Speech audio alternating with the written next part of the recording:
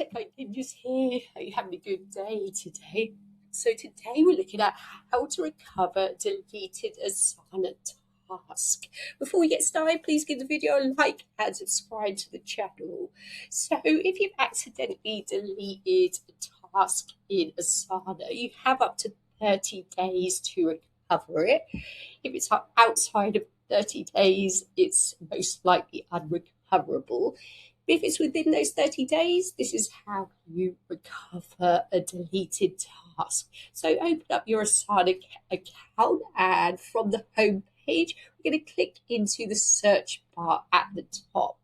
From here, you have a few different options, but I'm going to head to the deleted button and click on there. And Asana will show me all the different tasks that I've deleted. If I want to recover it, I can click on the details, and all I have to do is click on undelete at the top, and that will be sent back to your tasks bar.